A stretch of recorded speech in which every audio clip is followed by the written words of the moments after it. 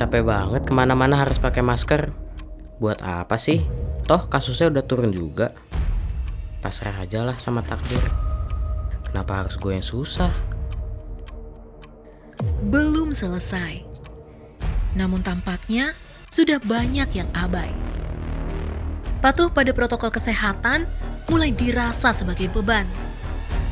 Belum lagi yang tak mau divaksinasi. Yang mengejutkan, salah satu alasan yang banyak ditemukan adalah karena pandangan keagamaan.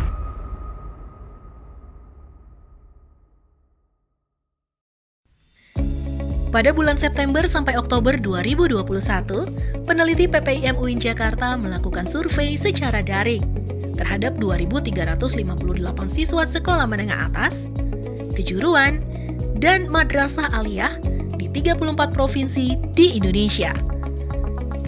Penelitian ini bertujuan untuk melihat kaitan pandangan keagamaan dengan partisipasi siswa dalam program vaksinasi dan protokol kesehatan.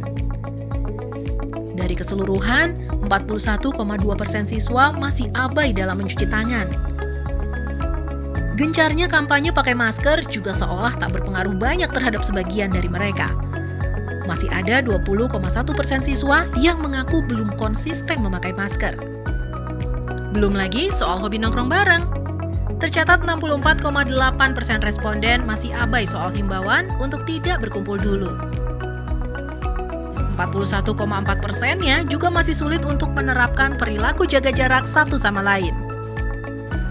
Peluru lain yang sedang dikejar percepatannya adalah vaksinasi. Namun, capaiannya juga belum separuhnya.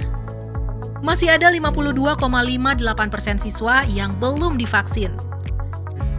Dengan 12,88% diantaranya masih menganggap vaksin bertentangan dengan ajaran agama.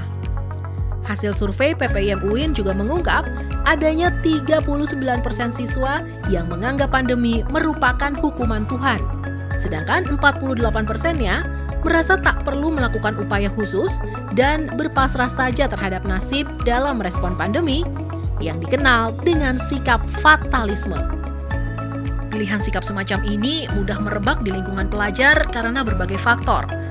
Salah satunya dari lingkungan pergaulan, sebagai akibat dari kurangnya minat baca yang berbanding terbalik dengan cepatnya hilir mudik arus informasi. Selain itu, rentang usia remaja yang pada umumnya belum cakap mengelola kejenuhan menghadapi wabah yang panjang, melahirkan pesimisme yang juga berperan menumbuhkan sikap fatalisme. Mereka berpandangan bahwa sekuat apapun usaha mematuhi protokol kesehatan, manusia tetap sepenuhnya dikuasai takdir dan bisa terinfeksi. Ada pula faktor perasaan deprivasi relatif. Data mencatat adanya hampir 2 dari 5 siswa yang merasa kurang diuntungkan secara ekonomi dibanding kelompok lainnya. Berbagai faktor ini menjadi bibit tumbuhnya keengganan sebagian siswa merespon pandemi. Makna tawakal yang semestinya merupakan sumber optimisme pun seolah justru jadi serangan balik dan dijadikan cikal bakal sikap fatalisme. Tak hanya itu saja, berdasarkan analisis data, bahkan masih ada siswa yang percaya pandemi sebagai buah dari konspirasi. Sebagai kelompok yang paling dekat dengan media sosial, remaja menjadi rentan terpapar bahaya hoax.